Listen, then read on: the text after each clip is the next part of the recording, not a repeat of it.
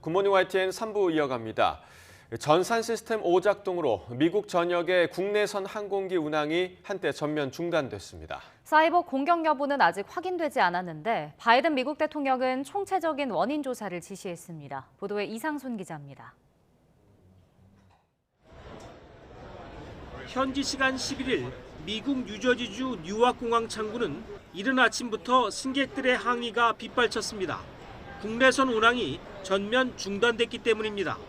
I'm really upset, but what can I do? But it makes you kind of nervous. Is there something else that maybe we're not being told right now? 같은 시각 미국 플로리다주 올란도 국제공항도 마찬가지였습니다. So when I saw the boards, I definitely did think that there could be an issue with the flight or maybe the plane or like an engine, issue or something that's always. 미 연방항공청 FAA는 이날 오전 9시까지 모든 국내선 항공편의 운항 중단 명령을 내렸다가 오전 8시 50분쯤부터 점진적으로 운항을 재개했습니다. FAA의 전산정보체계 노탐의 오작동 때문이었습니다. 노탐은 조종사들이 이륙 전 반드시 파악해야 하는 정보를 제공하는 시스템입니다. I'd have to say it's very unusual because this, I've covered this sector for over 10 years, and this is the first time that I'm familiar with this system being unavailable. 이번 사태로 미 전역에서 2만 1000여 편의 비행이 지연됐고 파리와 런던 등에서 미국으로 들어오는 국제선 1840여 편도 영향을 받았습니다. 바이든 미국 대통령은 교통부 장관에게 즉각 원인을 파악해 보고하라고 지시했습니다. We don't know what the cause of it is. They expect it in a couple hours we'll have a good sense of what caused it, and we'll respond at that time. 이번 사태가 사이버 공격 때문이라는 증거는 아직 없습니다. 하지만 사이버 공격이 원인이고 그 배후가 러시아나 중국, 북한 등으로 확인된다면 파장이 만만치 않을 전망입니다. YTN 이상순입니다. 미국 전역의 항공편 운항이 한때 차질을 빚었지만 국내 항공사의 미주 노선 여객 운항에는 영향이 없는 것으로 파악됐습니다. 항공업계에 따르면 미주 노선을 운항하는 대한항공과 아시아나항공은 예정대로 미국 여객 항공편을 운항하고 있습니다. 다만 현지 공항 혼잡 등으로 추후 운항이 지연될 가능성이 있는 만큼 국토교통부도 국내 항공사 항공편에 미치는 영향을 파악하며 상황을 예의주시하고 있습니다. 중국이 한국과 일본에 대한 단기 비자 중단에 이어 중국을 경유하는 한일 국민에 대한 경유 비자 면제도 중단했습니다. 서방 외신들은 중국의 두 나라 국민에 대한 비자 발급 전격 중단을 보복 조치로 잇따라 분석했습니다. 보도에 이종수 기자입니다. 자국 경유자에 한해 72시간에서 144시간 동안 비자 없는 체류를 허용해온 중국이 한국과 일본 국민에 대해선 허용하지 않겠다고 발표했습니다. 중국 이민관리국은 최근 소수 국가에서 중국 국민에 대한 차별적 입국 제한 조치를 시행함에 따라 이러한 조치를 도입했다고 밝혔습니다. 또 한국과 일본 국민에 대해 현지에 도착해서 발급받는 비자 발급도 중단하기로 했습니다. 한국 국민에 대한 단기 비자, 일본 국민에 대한 일반 비자 발급 중단 발표 하루 만에 추가 보복 조치를 내놓은 것입니다. 일본 정부는 중국 정부의 일본 국민에 대한 비자 발급 중단에 외교 경로를 통해 항의하고 조기 철폐를 요구했다고 밝혔습니다. 中国が新型コロナ対策とは別の理由で査証発給の制限を一方的に行ったことは極めて遺憾であり 서방 외신들은 중국의 이번 비자 중단 조치를 보복성 조치로 평했습니다. AP통신은 중국발 입국자에게 코로나19 방역 조치를 부과한 나라들에 대한 보복인 것으로 보인다고 보도했습니다. 로이터 통신은 중국인 관광객들은 소셜미디어에서 한국의 처사가 모욕적이라고 매도하고 있다고 전했습니다. 영국 BBC 방송 역시 보복이라는 표현을 썼고 블룸버그 통신은 중국의 비자 제한 조치 타전 기사 헤드라인을 중국이 코로나 보복으로 한국과 일본에 역공을 가했다고 보도했습니다. 한편 중국 공산당 기관지 인민일보가 발행하는 일간지 황구시보는 사설에서 한국이 중국발 입국자를 식별하기 위해 노란색 카드를 차도록 한 조치가 범죄자 취급이라며 노골적인 불만을 드러냈습니다. YTN 이종수입니다. 최근 우리나라의 강화된 방역 조치에 대해 중국 현지 일각에서 한국이 중국인들을 암실에 가두고 격리소에는 침대 또 온수도 없다라는 근거 없는 소문이 퍼지고 있는데요. 정부가 평소에 중국 관광객들이 이용하던 관광 호텔급 이상 객실을 임시 격리시설로 이용하고 있다면서 관련 사진을 공개하며 정면으로 반박했습니다. 화면 함께 보시죠.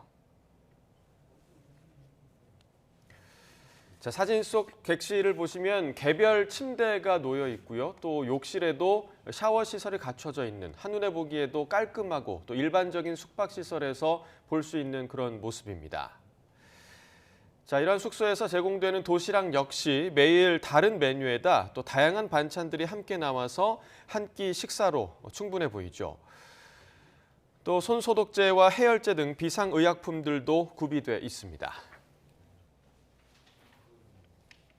현재 인천으로 입국하는 중국발 단기체류 외국인 확진자가 안전하게 7일간 격리할 수 있도록 3개 시설을 지금 현재 제공하고 있습니다. 평소에 중국 관광객들이 이용을 하던 관광 호텔급 이상의 어떤 객실로서 이용 비용은 전액 본인이 부담을 하고 있습니다. 근거 없는 주장이고요. 대부분 다 호텔에서 안전하게 이렇게 격리 생활을 하시고 있다, 이렇게 보시면 되겠습니다. 네, 일본 후생 노동성이 최근 중국 관광객들의 해열 진통제 싹쓸이 쇼핑을 막을 대책을 마련하라고 지시했다고 니혼게이자이 신문이 11일 보도했습니다. 후생 노동성은 지난달 말 일본 약재사회 등 관련 단체에 연락해 1인당 한 번에 살 수 있는 양을 제한하거나 반복 구매를 막는 등 사재기 방지 대책을 취하도록 요청했습니다. 이는 일본을 방문한 중국인 관광객이 해열제 등을 싹쓸이 쇼핑하는 것을 막기 위한 조치입니다. 미국 하원 주도권을 확보한 공화당이 바이든 정부의 코로나19 방역 정책에 대한 조사에 나선 가운데 미국 정부가 코로나19 공중보건 비상사태를 추가로 연장했습니다. 미국 보건복지부는 현지 시각 11일 종료 예정이었던 코로나19 공중보건 비상사태를 90일간 재연장한다고 밝혔습니다. 비상사태가 유지되는 동안 코로나19 검사와 백신, 치료제 등을 국민에게 무료로 제공할 수 있게 됩니다. 검찰 소환조사 다음 날 자신의 지역구를 찾은 민주당 이재명 대표는 검찰과 대통령에 대한 비판을 이어가며 지지층 다지기에 나섰습니다. 국민의힘은 이 대표의 검찰 출석 현장에 민주당 지도부가 대거 출동한 것을 두고 거세게 비판했습니다. 직접 들어보시죠.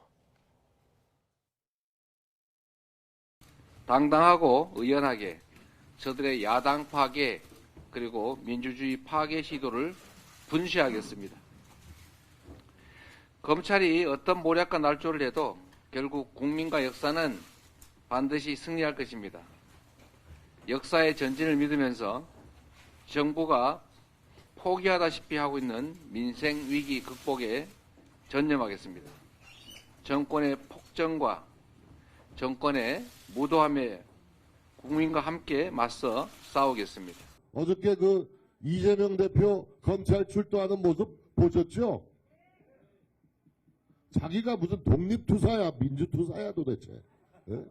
지도부들 쫙 끌고 와가지고 세고하시하면서 민주정당 지도자 대표의 자격입니까? 이게 오늘의 참담한 제1야당의 현실입니다, 여러분. 화천대유 대주주 김만배 씨와 금전 거래를 해 논란에 휩싸인 중앙일보 간부급 기자가 김 씨에게서 1억 원을 더 받은 것으로 드러났습니다.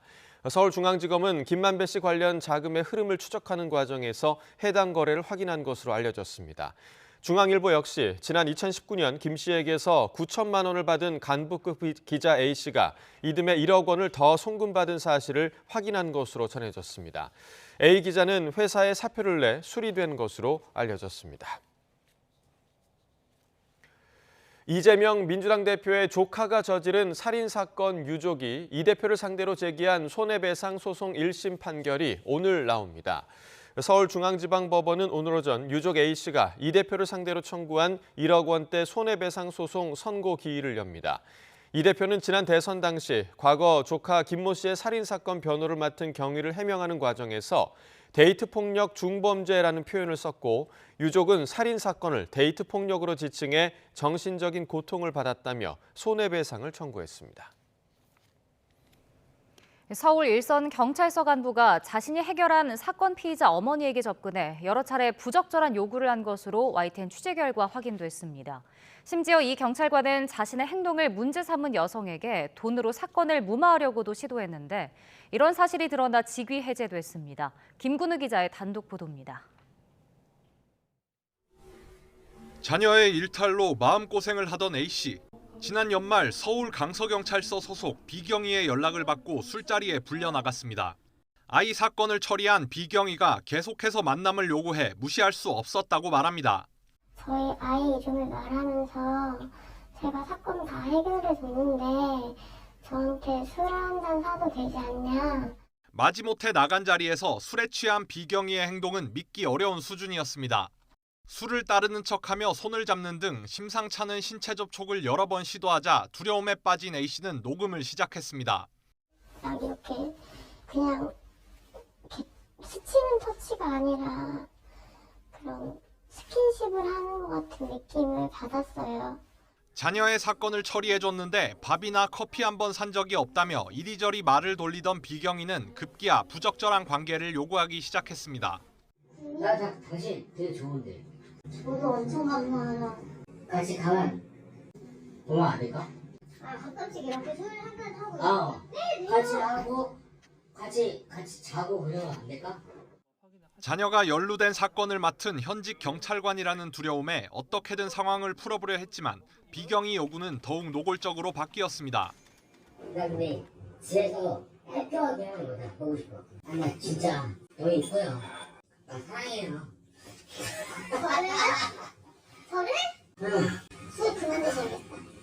같이 자면 어떨까요? A씨는 집에 잠시 다녀오겠다며 가까스로 자리를 피했습니다. B경이는 성적 수치심을 느꼈다는 문자를 받고서야 연락을 멈췄고 이후 돈으로 회유까지 시도했습니다. 금전적이라도 조금이라도 어머니 뭐 병원이라도 가시고 그렇게 해서 좀 보답드리고 싶어요. 현직 경찰관은 사건 관계인과 사적으로 접촉해선 안 되고 불가피한 경우 미리 신고해야 합니다. 하지만 B경이는 이런 사실을 숨기고 아무 일도 없었던 것처럼 근무했습니다. 이 때문에 직속 상관과 감찰부서에서도 YTN 취재가 시작되고 나서야 뒤늦게 사실관계를 파악했습니다. 대상자는 즉시 대기 발령 조치하였고 직무에서 배제하였습니다. 앞으로 상세한 조사를 통해 징계 등 후속 조치도 진행하도록 하겠습니다. A씨는 B경이의 공식적인 사과와 함께 경찰 당국의 철저한 처벌을 요구하는 동시에 법적 절차에 들어갈 계획입니다. YTN 김근우입니다. 종합편성 채널 TV조선 재승인 심사 과정에 개입한 의혹을 받는 방송통신위원회 과장이 구속됐습니다. 함께 청구된 국장의 구속영장은 기각됐습니다. 이들의 영장 실질 심사를 앞두고 한상혁 방송통신위원장은 조작 의혹이 사실이 아니라며 정면 반박했습니다. 보도에 안동준 기자입니다. 종합편성 채널 TV조선 재승인 심사 과정에 개입한 의혹을 받는 방송통신위원회 간부의 변호인이 영장 실질 심사를 위해 법원에 출석했습니다. 법원은 중요 혐의 사실에 대한 소명이 있고 증거를 없앨 염려가 있다며 참호 과장에 대한 구속영장을 발부했습니다. 다만 양모 국장에 대해서는 공모나 관여 정도에 대한 소명이 충분하지 않고 법리적인 다툼의 여지가 있다며 검찰이 청구한 구속영장을 기각했습니다. 양 국장과 차 과장은 지난 2020년 종편 재승인 심사 당시 TV조선의 최종 평가 점수가 재승인 기준을 넘기자 고의로 점수를 깎으려 한 혐의를 받습니다. TV조선은 종합점수에서 기준점을 넘겨 재승인을 받을 수 있었지만 공적 책임 항목에서 기준점에 미달하는 점수를 받아 조건부 재승인이 결정됐습니다. 검찰은 이들이 당시 심사위원으로 있던 A씨와 술자리에서 TV조선의 점수를 깎아달라는 취지로 말했다고 보고 있는데 A씨가 실제로 점수를 깎은 정황도 확보한 것으로 알려졌습니다. 이미 검찰은 A씨가 심사위원으로 선정되는 과정에도 위법 행위가 있었다고 보고 양 국장 등과 함께 A씨를 임의 배정한 혐의로 방통위 이모정책위원을 추가로 입건했습니다. 이 위원은 과거 민주언론 시민연합에서 한상혁 방송통신위원장과 함께 활동하는 등 한 위원장의 측근으로 알려진 인물입니다. 앞서 검찰은 이 위원의 휴대전화에 대해서도 압수수색했는데 이 위원은 다음 주 초쯤 검찰 조사를 받을 예정입니다. 측근까지 공식 수사 대상에 포함되면서 검찰 수사가 한상혁 방송통신위원장을 점점 더 압박하는 모양새입니다. 한편 한 위원장은 양 국장과 차 과장이 재승인 의결 절차를 사무적으로 지원하는 한정적인 역할을 수행했을 뿐이라며 조작 의혹을 정면 반박했습니다. 또 방통위에 대한 감사와 감찰이 위원장의 중도 사퇴를 압박하기 위한 것이라면 즉시 중단돼야 할 부당한 행위라며 사퇴 가능성을 일축했습니다. YTN 안동준입니다.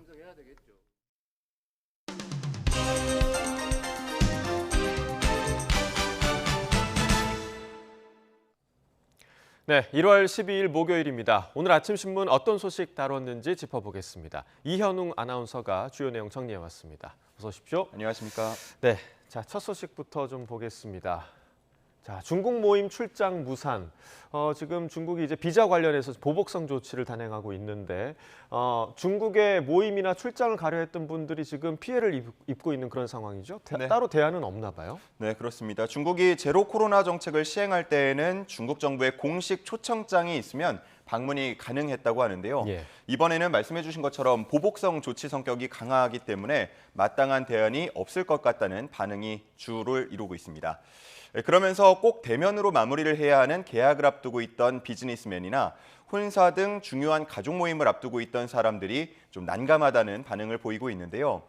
다만 중국이 이번에 발급을 중단한 단기 비자, 방문 비자와 상업 무역 비자라고 합니다. 여기서 Q2, 가족 방문 비자는 빠진 것으로 확인이 되고 있는데요. 이를 알고 급히 기존 비자에서 변경했다는 사례도 소개돼 있었습니다. 하지만 이들조차도 중국 정부가 추가적인 제한 조처에 나설까 봐 불안해하고 있다고 했습니다. 네, 이런 계획 세우고 계신 분들은 정말 난감할 것 같습니다. 이런 가운데 우리 정부의 조치에 대한 비판도 있다고요? 네, 그렇습니다. 중국이 먼저 했든 한국이 먼저 했든 결국 피해를 보는 거는 우리 국민이라면서 한국 정부가 자국민에게 갈 피해를 충분히 고려하지 않았다는 반응도 일각에서 나오고 있었습니다. 네, 방역이 양국 간의 대결 구도로 가선 안 되는데 애꿎은 국민들만 지금 피해를 보고 있는 그런 상황인 것 같습니다. 자, 다음 소식 보겠습니다. 자, 우리도 요즘 그 연금 개혁안에 대한 논의를 계속하고 있는데 프랑스가 얼마 전에 연금 개혁안을 발표를 했죠. 반응이 좀 어떤가요? 네, 함께 기사 보시겠습니다. 프랑스는 우리나라보다 조금 더 빨리 초고령 사회에 진입한 상태입니다. 예. 그래서 마크롱 대통령은 처음부터 연금 개혁을 주장해 왔는데요. 그 첫 시도는 코로나19 팬데믹으로 보류된 바 있습니다. 그리고 이번에 다시 속도를 내고 있는데요. 최근 공개된 연금 개혁안을 보면 정년을 현행 62세에서 64세로 늦추는 걸 뼈대로 하고 있습니다. 해마다 3달씩 미뤄서 2030년에는 64세 정년을 완성시키겠다는 계획인데요. 연금을 늦게 타는 대신 최소 연금 수급액은 조금은 인상할 계획이라고 밝히기도 했습니다. 자, 프랑스 내에서의 반응은 어떤가요? 네, 지금 프랑스 내 반응을 보면요. 썩 좋아 보이지는 않습니다. 국민 다수가 정년 연장안에 반대하는 걸로 최근 조사가 나타났고요. 노동계는 대규모 파업과 시위를 예고하면서 격렬히 반대하고 있습니다. 게다가 범여권이 과반에 미치지 못하는 상황이기 때문에 법안 통과도 쉽지는 않을 것으로 예상이 되는데요. 하원 표결 없이 진행하는 방안이 있긴 하지만 그럴 경우에는 하원이 내각 불신임안을 제출하는 등 갈등이 커질 우려도 잇따릅니다. 기사는 이번 연금 개혁 추진 성패가 마크롱 대통령 지도력의 시험대가 될 거라고 보고 있었습니다. 네, 우리나라를 포함해서 이제 세계 각국이 고령화 문제로 지금 고민이 많은 그런 상황인 것 같습니다. 자, 다음 기사를 좀 보시죠. 자, 이 고령화 사회와 관련된 게 사실상 이 저출생 문제와도 좀 관련이 있는데 이 저출생 문제를 논의를 하자면 결국에는 돌봄 문제를 생각하지 않을 수가 없습니다. 서울시에서 좀 서비스를 운영한다고요? 네, 그렇습니다. 이른바 서울형 틈새 아이돌봄 3종 서비스를 정식 운영한다고 밝혔습니다. 예. 먼저 등하원 전담 돌봄 서비스가 있겠는데요. 등원 시간 전후로 식사와 준비물을 챙겨주고 하원 시간부터 부모가 귀가하기 전까지 아이들을 보살펴주는 서비스가 있고요. 두 번째는 아픈 아이 전담 돌봄 서비스입니다. 아이가 갑자기 아프거나 예방접종 등을 위해서 병원을 가야 할 때 이용할 수 있는 서비스인데요.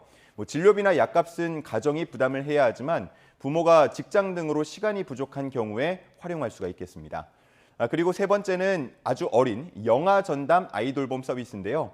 작년에 6개 자치구에서 시범 실시했던 적이 있는데 이번에 올해는 서울 전 지역으로 확대하기로 했다고 합니다. 이를 위해서 전담 돌보미들도 2배 이상 증원한 상태라고 합니다. 이러한 서울형 아이돌봄 서비스에 대한 자세한 내용과 이용 방법은 아이돌봄.go.kr 홈페이지를 통해서 확인할 수 있다고 하니까요. 관심 있는 분들은 한 번씩 확인해 보시고 필요한 도움 받으시면 좋겠습니다. 네, 뭐 특히 그 아이 맡길 곳 없는 맞벌이 부부에게는 정말 좀 필요한 정책이 아닐까 그렇게 생각이 됩니다. 자, 다음 기사 보겠습니다. 낙상 사고 많은 1월. 자, 오늘 밤에 그 비가 온다라는 소식이 있었는데 이렇게 춥거나 또 비가 올 때는 또 미끄러운 곳도 많잖아요. 낙상 사고 관련 기사인가 봐요? 네, 그렇습니다. 조선일보에 실려 있는 기사인데요. 소방청 통계에 따르면 넘어지는 사고가 가장 많은 달이 12월과 1월이라고 합니다. 특히나 근력이 떨어지고 균형감이 줄어든 50대 이상 고령자가 낙상 사고를 많이 겪는다고 하는데요. 이 조선일보에는 이러한 겨울철 낙상 사고가 많이 발생하는 곳, 지역과 또 그에 대한 주의사항을 함께 전하고 있었습니다. 지금 그림 나와 있는데요. 그림 보면서 좀 설명을 드리겠습니다. 지금 가장 위쪽을 보면 건물 주차장 등으로 이동하기 위해서 자동차가 들락거리는 보도, 그리고 상점 입구 타일 부분이 미끄러울 수 있으니까 주의하라는 내용 전하고 있었고요. 또 쌓인 눈을 치워둔 보도 경계선이나 지하철역 출입구도 미끄러지거나 또 턱에 걸려서 넘어질 위험이 크다고 했습니다. 네, 또 인도에서 횡단보도로 내려갈 때 약간의 경사가 있잖아요. 그 부분도 조심하라 이런 얘기도 있네요. 네, 그렇습니다. 그리고 횡단보도 건널 때에는요. 가급적 흰색 부분을 피해서 건너라라는 내용도 있었는데 이 흰색 페인트 때문에 물이 스며들지 않아서 더 미끄러울 수 있기 때문이었습니다. 네, 자 특별히 주의해야 할 곳을 저희가 좀 알아봤는데 그럼 좀 어떻게 특별히 주의를 해야 할까요? 네, 행동 요령도 함께 전해드리겠습니다. 일단 보폭을 평소보다 줄여야 한다고 하고요. 무게 중심도 조금은 앞쪽에 두고 가능한 한 발바닥 전체를 바닥에 붙이는 자세로 걸으라고 했습니다. 그리고 신호에 쫓겨서 서두르다 넘어지는 경우가 그동안 많았다면서 여유를 가지라고 했고요. 무엇보다 휴대전화, 스마트폰을 보면서 걷는 것은 매우 위험하다고 합니다. 시선은 스마트폰 대신 노면 상태를 확인하는 데 두시는 게 좋겠습니다. 앞서서 낙상사고 50대 이상에서 주로 발생한다고 제가 말씀을 드렸는데요. 저녁 시간 이후에는 비교적 젊은 사람들의 사고도 많이 발생한다고 합니다. 혹시 그 이유 아시겠습니까? 혹시 술 때문 아닌가요? 맞습니다. 모든 건 또 술 때문인데 술에 취해서 주의력이 산만해지고 대처 능력이 떨어져서 젊은 층에서도 저녁에는 사고가 많이 발생한다고 합니다. 네, 사실 뭐 지금 들어보면 어떻게 보면 굉장히 당연한 얘기 같은데 우리가 주의하지 않아서 생기는 그런 사고들이잖아요. 이번 겨울은 안전한 겨울, 이 정보 토대로 좀 보내시면 될 것 같습니다. 자, 마지막 기사 보겠습니다. 자, 요즘 이것 때문에 제 주변에서도 굉장히 난립니다. 지금 3040 세대들 추억 소환하려고 지금 극장에 좀 많이들 가고 있죠. 슬램덩크가 50만 관객 벌써 돌파했다고요? 네, 그렇습니다. 어제 기준 50만 명 돌파했고요. 박스오피스 2위에 현재 올라와 있는 상태입니다. 3040 남성들을 중심으로 인기가 상당하다고 하는데요. 한 멀티플렉스의 통계를 보면 3040 점유율이 78.9%에 달했고 남성 비율이 63% 정도 됐습니다. 이 기사에서는 슬램덩크의 인기 비결로 향수와 성장을 꼽았는데요. 학창 시절 이 만화를 재밌게 봤던 기억이 되살아난다는 반응이 많았고요. 점차 성장하는 등장인물들, 주인공들을 보면서 힘을 얻는다는 반응도 잇따라 나오고 있습니다. 한 사회학과 교수는 현재 대한민국 3040 남성들은 우울감을 내재하고 있는 경우가 많다면서 애니메이션을 통해서 과거를 회상하며 현실의 어려움과 책임감을 잠시나마 잊을 수 있을 거라고 진단하기도 했습니다. 혹시 슬램덩크에서 뭐 좋아하는 장면이나 대사 있으십니까? 뭐 너무 유명한 거죠. 왼손은 거들 뿐. 또 나는 포기를 모르는 남자지. 뭐 이런 대사 있잖아요. 네. 그렇습니다. 이번에도 그런 장면과 대사들이 또 포함이 돼 있는 경우들 많다고 하는데 좋아하시는 장면, 대사 나오는지 뭐 직접 확인해 보시는 것도 좋겠습니다. 네, 저 서태웅을 굉장히 좋아했는데 서태웅 3점슛 확인하러 가야겠습니다. 굿모닝 브리핑 이현웅 아나운서와 함께했습니다. 고맙습니다. 감사합니다.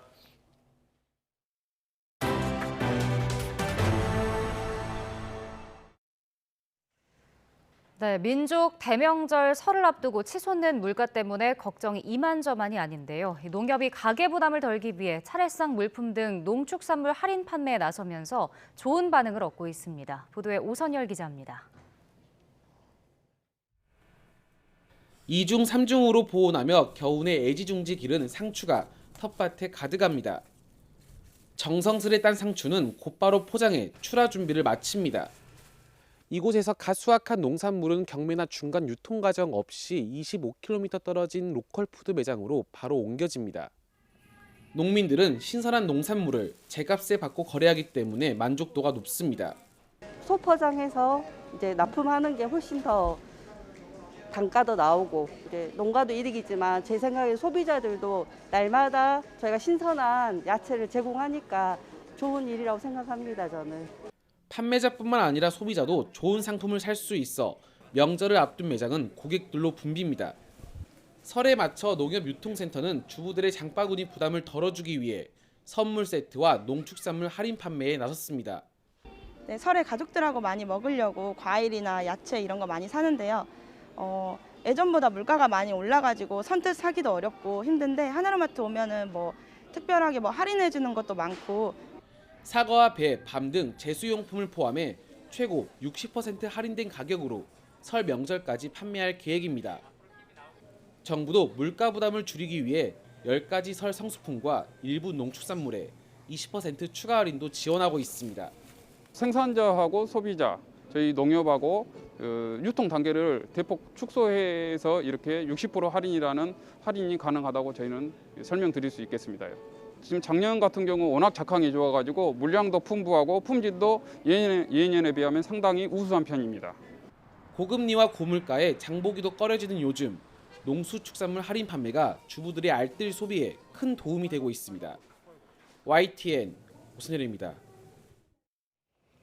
증권사에서 빌려주는 돈인 신용거래융자 이자율이 금리 인상으로 10%대를 돌파하면서 빚을 내 투자하는 B2 규모가 조금씩 줄어들고 있습니다. 투자자들의 이자 부담이 우려되자 금감원은 대면과 비대면 계좌 이자율을 별도 공시하도록 하는 등 제도 개선에 나섰습니다. 강희경 기자가 보도합니다. 증권사에서 주식을 담보로 돈을 빌려 주식 투자를 하고 있는 A씨는 기준금리 인상 소식이 들려올 때마다 마음이 무거워집니다. 신용거래융자 이자율도 덩달아 줄줄이 오르고 있기 때문입니다. 장도 안 좋은데 시장금리도 오르다 보니까 신용이자를 내는 금액도 많이 올라가서 2배로 부담이 되는 것 같습니다. 실제로 한 달에 한 20만 원, 30만 원 정도는 더 지금 나가고 있는 것 같아요. 증권사들은 실제 신용거래융자 이자율을 잇따라 인상하고 있습니다. 돈을 빌리는 기간에 따라 이자율이 다른데 유한타증권과 삼성증권, 신한투자증권 일부 구간 이자율은 이미 10%대를 기록했습니다. NH투자증권과 DB금융투자, KB증권과 SK증권도 10%에 육박한 수준입니다. 주식시장이 안 그래도 부진한 데다 이자 부담도 커지다 보니 B2 규모는 줄어들고 있습니다. 신용거래융자 잔액은 지난달 초 17조 원대에서 최근 15조 원대까지 떨어졌습니다. 동시에 반대매매 위험은 더 커졌습니다. 반대매매는 증권사에서 돈을 빌린 투자자의 주식 가치가 담보 비율 아래로 내려갈 때 증권사가 강제로 주식을 매도하는 것을 뜻합니다. 지난해 증시 급락으로 반대매매 우려가 커지자 정부가 증권사의 담보 비율 유지 의무를 연말까지 면제했는데 새해 들어 안정화 대책도 끝난 겁니다. 이자 갚는 데 대한 부담들 때문에 반대매매가 조금 더 많이 나올 수 있는 상황이고요. 주식시장의 어떤 하락 추세가 극복되지 못한 상황에서는 변동성을 관리하는 차원에서 좀 주의할 필요는 있다라고 보고 있습니다. 고금리로 투자자 부담이 점점 커지면서 금융감독원은 공시제도를 손보기로 했습니다. 먼저 비교적 저렴한 대면 계좌 이자율과 비대면 계좌 이자율을 구분해 각각 공시하도록 했습니다. 또 이자 부담 예측성을 높일 수 있도록 구체적인 예시를 통해 세부 이자 비용을 안내하도록 할 방침입니다. 금리 인상기는 당분간 이어질 전망인 만큼 빚을 내 주식에 뛰어든 투자자들의 시름은 더 깊어질 것으로 보입니다. YTN 강희경입니다. 최근 충북 충주에서 신축 아파트 하자 보수 문제가 불거진 것과 관련해 국토교통부가 공공지원 민간임대 주택에 대한 하자 민원 전수조사에 나섭니다. 국토부는 한국토지주택공사 품질관리단, 하자 분쟁조정위원회, 주택도시보증공사와 함께 오늘부터 전수조사를 한다고 밝혔습니다. 대상은 지난해 10월부터 올해 1월까지 입주한 공공지원 민간임대주택 5천여 세대입니다.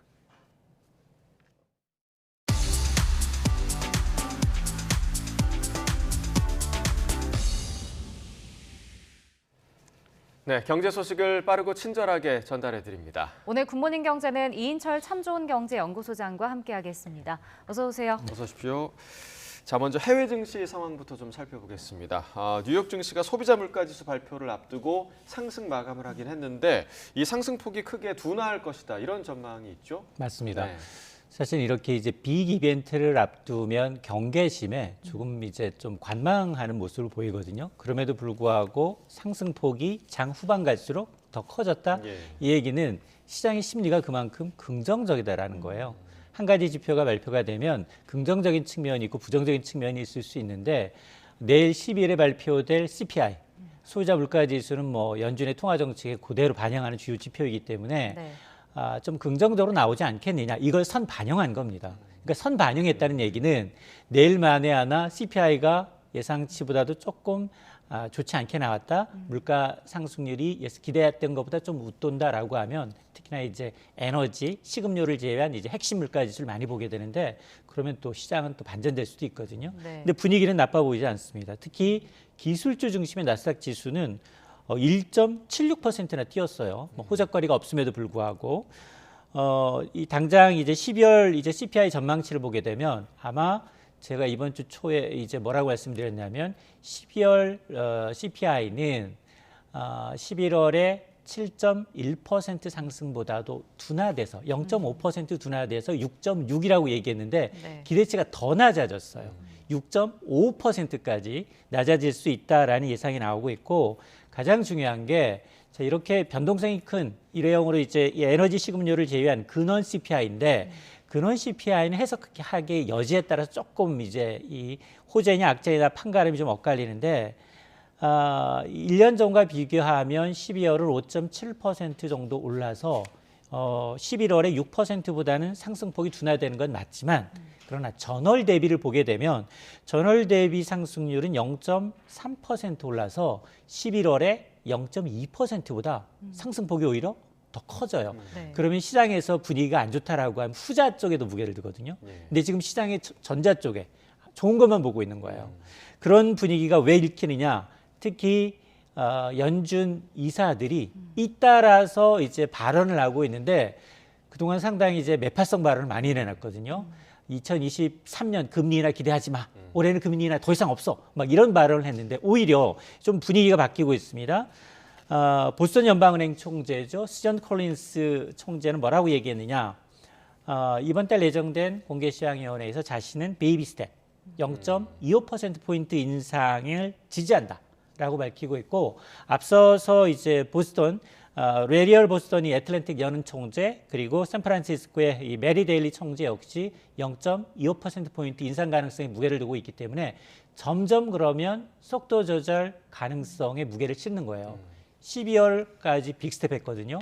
그 이전에 하면 4연속 자이언트 스텝이었어요. 네. 그러다가 12월에 빅스텝으로 2계단으로 낮아졌고 이제 그러면 한 단계로 가게 되면 아하 금리 인상에 정말 종지부가 보이고 있구나라는 시그널이에요. 그게 뭐에서 나타나느냐? 오늘 뉴욕 채권 시장에서 2년물, 이 2년물은 통화 정책이 굉장히 민감한데 국채 금리가 많이 내리고 있어요. 자, 그런 것들을 보게 되면 아하 이번 이제 1월 31일, 2월 1일에 있을 FOMC 회의에서는 베이비 스텝 가능성이 상당히 좀 커지고 있는 게 사실입니다. 네, 일단은 미국 12월 소비자 물가지수 발표를 좀 지켜봐야겠습니다. 자, 그런가 하면 내일 우리 국내에서도 좀 이슈가 있는데 새해 첫 한국은행 금통위가 열립니다. 이번에 뭐 기준금리를 0.25%포인트 올릴 거다라는 전망이 좀 우세한 것 같은데 맞습니다. 뭐 어떻게 보십니까? 채권 전문가 3명 가운데 2명은 이제 베이비 스텝 가능성에 무게를 두고 있습니다. 그럼에도 불구하고 지금 금리가 너무 많이 빠른 속도로 연속으로 올랐거든요. 네. 이번에 오르면 7연속이에요.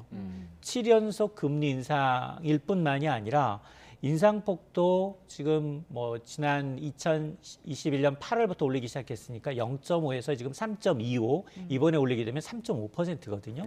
상당히 좀 많이 올렸는데 그럼에도 불구하고 미국은 4단계, 3단계 막 이렇게 올렸거든요. 네. 그러다 보니까 지금 한국과 미국 간 기준금리 격차가 1.25%포인트입니다. 물가도 걱정이지만 한국과 미국 간 기준금리 격차가 지금 2000년대 이후에 가장 큰 폭으로 벌어졌기 때문에 특히나 2월 1일 미국이 또 금리를 올린다고 하니 한국은행 입장에서는 이게 금리를 올리지 않을 수 없거든요.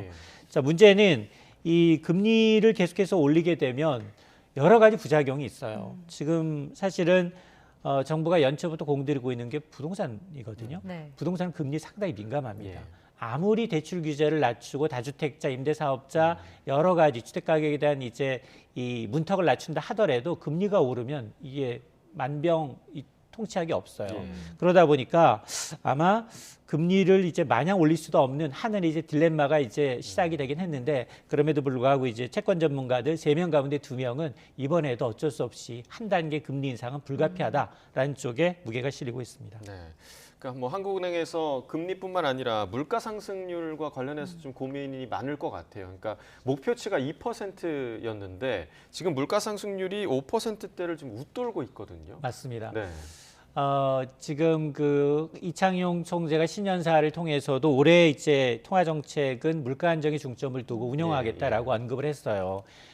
가장 중요한 이제 물가 그리고 고용 그리고 경제 성장률을 볼 수 있는데 소비자 물가 상승률이 12월에 낮아져서 5%인 건 맞지만 그러나 지금 5% 이상 물가가 거의 8개월째 이어지고 있어요. 그러니까 상당히 좀 곤욕스럽습니다. 그리고 인상 요인이 많이 남아 있어요. 특히나 이제 공공요금 인상은 파급 효과가 굉장히 큽니다. 전기, 가스 요금은 뭐 올해 분기별로 계속해서 인상해야 되는 상황이거든요.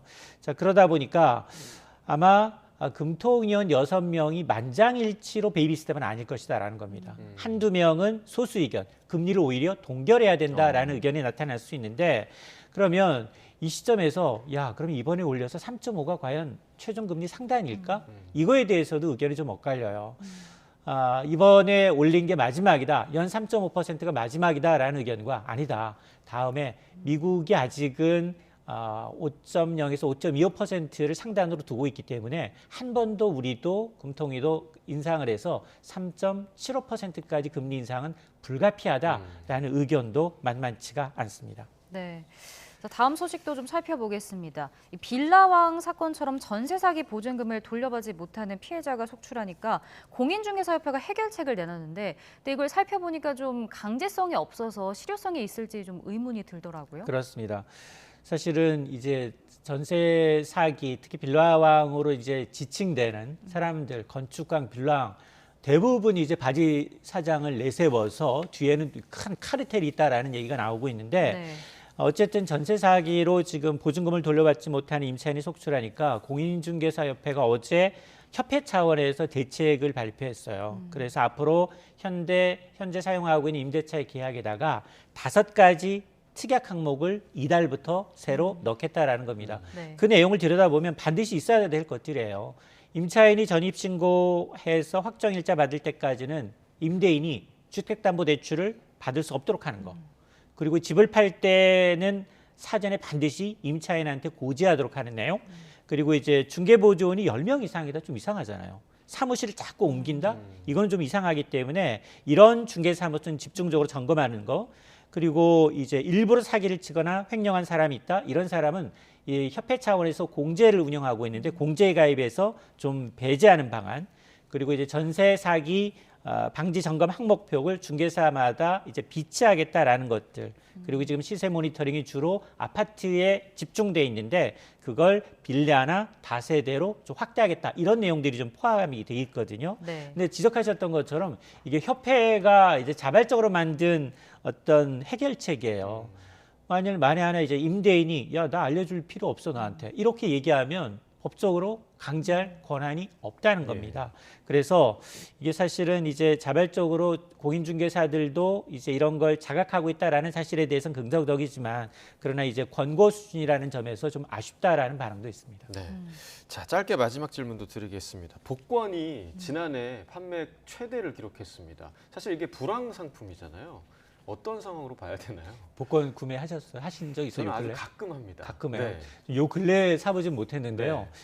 사실은 복권하고 빨간 립스틱하고는 불황에 가장 민감한 상품이에요. 립스틱 하나 가지고도 전체 화장할 수 있는 이제 기분이 나니까 여성분들 불황일 때 많이 팔립니다. 그리고 붉은색이 많이 팔리거든요. 근데 복권도 비슷해요. 근데 지금 보니까 기획재정부의 이제 복권 판매 동향을 봤더니 지난해 판매액이 6조 4천억 원을 넘어섰는데요. 1년 전에 비해서 7.6%가 증가했어요. 근데 이 증가 추세 6조 원 판매했다는 것도 지금까지 이제 사상 최대액인데요. 근데 코로나 전후로 상당히 많이 늘었어요. 코로나19 이전 봤더니 2017년부터 19년까지는 4조 원대였어요. 그러다가 갑자기 코로나 있었던 2020년 껑충 뜹니다. 5조 원대로. 그리고 5조 원 돌파한 지 불과 2년 만에 6조 원까지 넘어섰는데 성인 만 19세 이상 성인 가운데 10명 가운데 6명 정도가 복권을 구매했다라는 걸 감안하면 약 한 지난 한 해 동안 우리나라 인구 2,400만 명 정도가 복권을 구매했다라는 건데요. 거기에 일조하신 거고요. 근데 특징적인 것이 여기 복권 구매자들을 소득 분위로 봤더니 복권 경기 어려우면 정말 저소득층 먼저 구매하자. 나가 아니에요.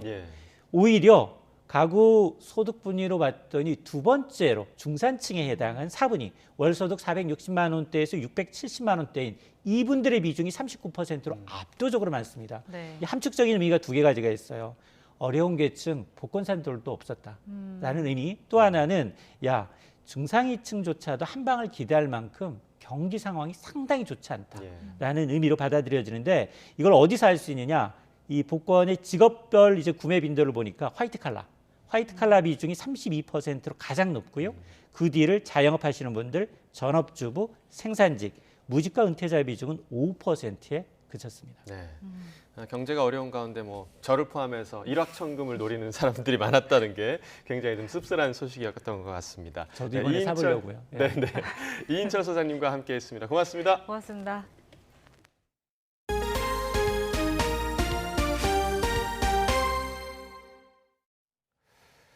윤석열 대통령이 상대의 선의에 기댄 평화는 가짜라며 힘에 의한 평화를 강조했습니다.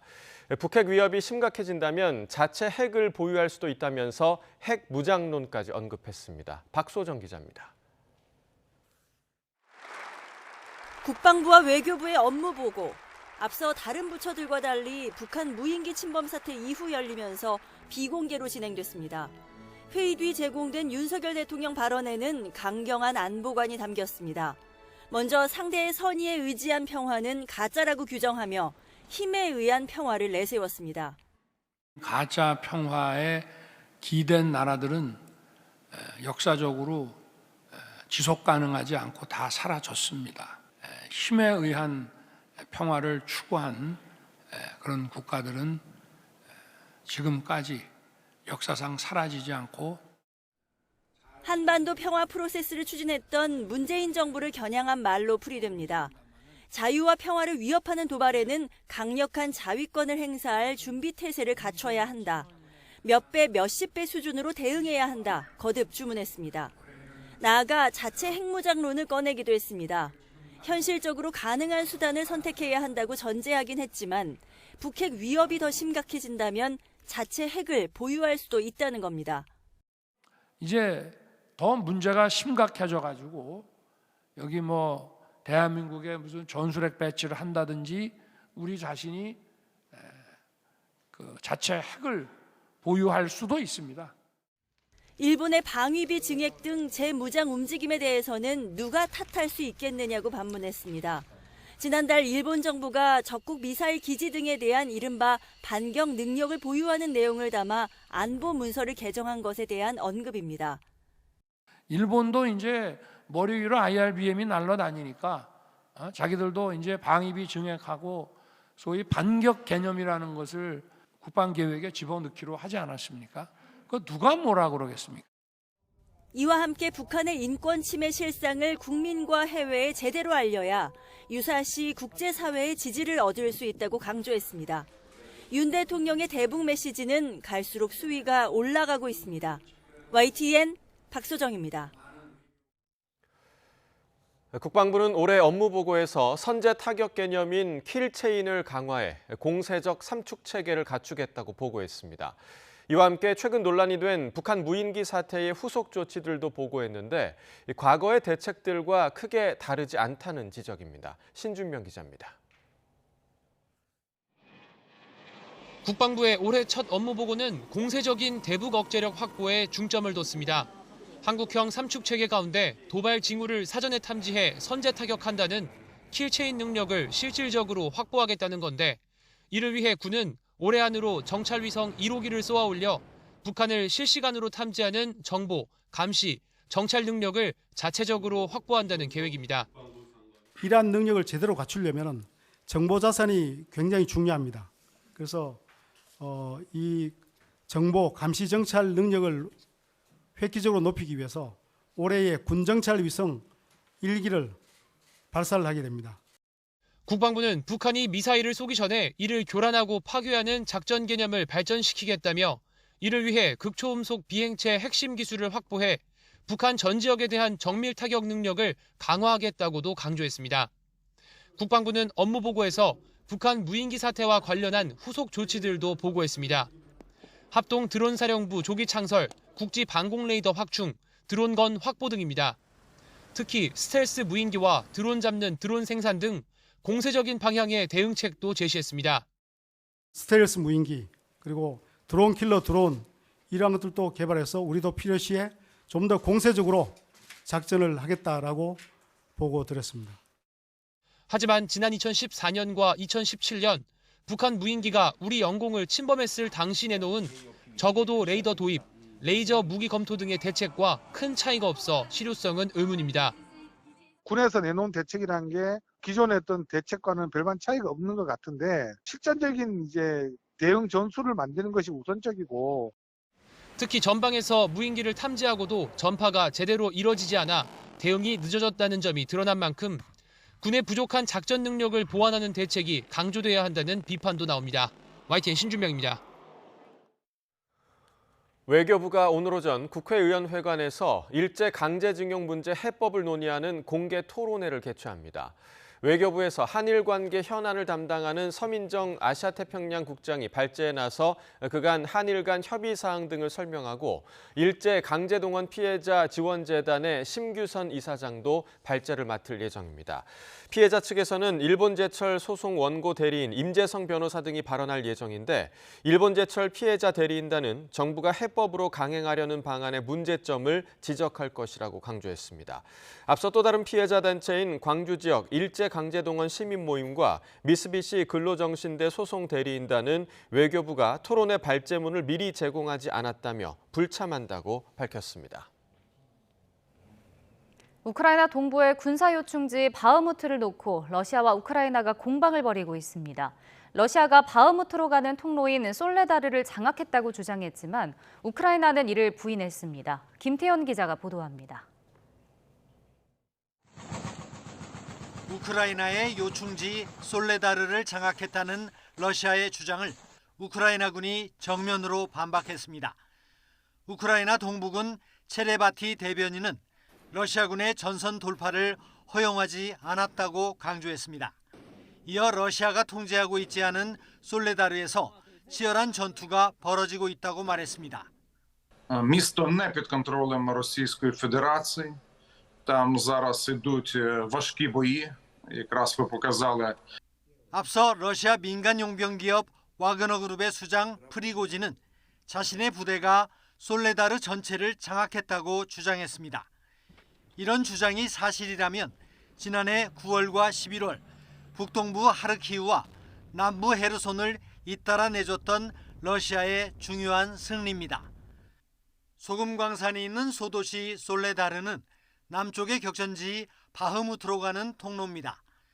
두 나라는 도네츠크주의 관문인 바흐무트를 놓고 6개월째 공방을 벌이고 있습니다. 우크라이나에 이어 러시아군도 솔레다르에서 현재 치열한 전투가 벌어지고 있다며 프리고진의 주장을 사실상 부인했습니다. 우크라이나에 대한 지원 행보도 빨라지고 있습니다. 베어보크 독일 외무장관은 쿨레바 우크라이나 외무장관의 안내로 하르키우를 깜짝 방문했습니다. 영국의 전차 지원 검토 보도가 나온 데 이어 독일의 주력 전차 지원 가능성도 점쳐집니다. YTN 김태현입니다. 영국 해리 왕자가 자신은 탈레반을 사살했다고 자랑한 적이 없으며 이는 언론의 위험한 거짓말이라고 주장했습니다. 해리 왕자는 10일 자서전 스페어 판매가 시작된 뒤 미국 CBS 방송의 레이트쇼에 출연해 이렇게 말했습니다. 그는 자서전 내용이 미리 유출된 이후 나온 반응에 상처받았다면서 그들이 말한 가장 위험한 거짓말은 자신이 아프가니스탄에서 사살한 규모에 관해 자랑했다는 것이라고 말했습니다. 이어 누가 그런 일로 자랑하는 것을 들으면 화가 날 것이라며 이제 책이 출간됐으니 사람들이 문맥을 볼 수 있을 것이라고 말했습니다. 미국 국방부가 10일 미군의 코로나19 백신 접종 의무화 방침을 폐지했습니다.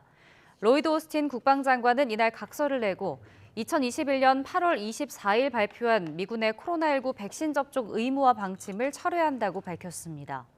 오스틴 장관의 이번 발표는 대통령이 서명한 2023 회계연도 국방수권법에 미군의 백신 접종 의무화 방침을 철회하는 조항이 포함되어 있기 때문입니다. 윤석열 정부는 취임 초부터 노조원 자녀를 우선 특별 채용하는 고용세습 관행을 뿌리 뽑겠다고 밝혔습니다. 고용세습이 사실상 현대판 음서제라며 강하게 비판했는데 관련 단협 조항들이 올 상반기 안에 모두 사라질 것으로 보입니다. 보도에 김연아 기자입니다. 기아차 단체협약 26조는 정년 퇴직자와 장기 근속자의 자녀를 우선 채용하도록 명시하고 있습니다. 고용노동부는 지난해 이 조항이 헌법과 고용정책기본법을 위반한 특혜라고 보고 시정 의결했습니다. 기아차는 노조 탄압이라며 반발했지만 고용노동부가 지난해 8월 본격적인 고용세습 근절 절차에 착수한 뒤 비슷한 조항이 있는 대부분 회사가 단체협약을 개정한 것으로 조사됐습니다. 지난해 말까지 고용세습 조항이 있는 단체협약 63건 가운데 절반 이상이 시정 완료됐고 남은 21곳에서도 시정 조치가 진행되고 있습니다. 시정 의결 이후 절차별 기간을 고려해도 올 상반기 안에 고용세습 조항이 담긴 단체 협약은 모두 사라질 전망입니다. 고용세습은 현대판 음서제입니다. 기회의 평등을 무너뜨려 공정한 경쟁을 원천 차단하는 일부 노조의 특권으로서 부모 찬스로부터 소외된 청년들을 보호하기 위해서라도 반드시 뿌리 뽑아야 합니다. 정부가 개별 기업의 노사가 합의한 단협에 개입해서는 안 된다는 반발도 있었지만 고용세습이 결국 채용 비리와 같다며 강경 대응에 나선 정부의 방침에 여론이 동조하면서 대부분 노사가 자율적으로 시정에 나섰습니다. 정부는 연내 마련할 공정채용법에 고용세습을 불공정 채용행위로 보고 적발 시 징역형 등 형사처벌하는 방안도 검토하고 있습니다. 다만 산업재해로 사망한 조합원의 자녀는 우선 채용한다는 조항은 위법하지 않다고 판단해 해당 조항은 유지됩니다. YTN 김연아입니다.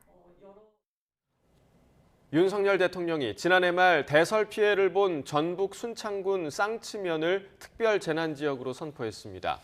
대통령실 이재명 부대변인은 브리핑에서 이같이 밝히고 대설로 인한 특별 재난지역 선포는 2011년 이후 12년 만이라고 설명했습니다. 정부는 이와 함께 전북 순창과 정읍 지역은 일반 재난지역으로 지정했습니다.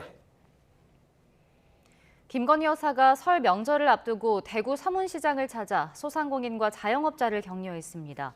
김 여사는 어제 오후 대구 서문시장을 방문해 설 명절 준비를 위한 물품 등을 구매하면서 소상공인 시민들과 새해 덕담을 나눴습니다. 이에 앞서 오전엔 대구 성서종합사회복지관에서 새마을 운동중앙회 대학생 봉사자 등과 어르신들을 위한 배식 봉사를 했습니다. 16세기에 제작된 것으로 추정되는 조선 나전칠기함이 국내로 돌아왔습니다. 국립중앙박물관은 국립중앙박물관회 젊은 친구들이 해외에서 구입해 박물관에 기증한 나전칠 연꽃 넝쿨무늬 상자를 공개했습니다.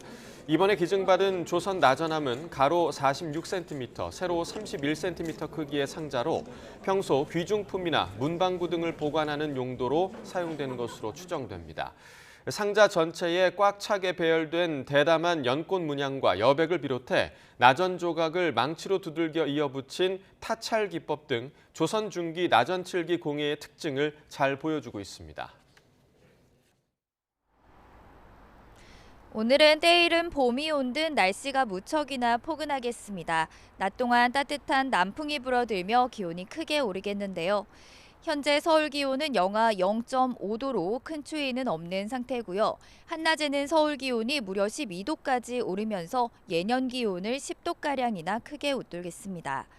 하지만 이렇게 낮 기온이 오르는 만큼 일교차도 10도 이상으로 크게 벌어지고 있으니까요. 옷차림에는 각별히 주의하셔야겠습니다. 맑았던 어제와 달리 오늘은 하늘빛이 점차 흐려지겠습니다. 오후에 제주도와 전남을 시작으로 밤에는 전국 대부분 지역에 비가 내리겠는데요. 내일까지 제주 산간 많은 곳에 200mm 이상, 남해안에도 최고 80mm의 큰 비가 쏟아지겠고요. 서울 등 내륙에는 5에서 40mm의 비가 예상되고 있습니다. 이번 비로 건조함은 해소되겠지만 남해안과 제주도에는 시간당 30에서 50mm의 강한 비가 집중되겠고 제주도는 초속 20m 이상의 강풍까지 동반될 것으로 보이니까요. 비바람 피해 없도록 철저히 대비하셔야겠습니다. 현재 기온 살펴보면 서울이 영하 0.5도, 대전이 영하 3.4도 등으로 어제보다는 1도에서 3도가량이 높고요.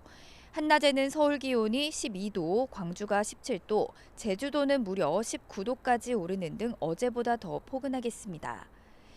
일요일까지 전국에 비나 눈이 오락가락 이어지겠고요. 비가 그친 뒤에는 다시 예년 수준의 겨울 날씨가 찾아오겠습니다.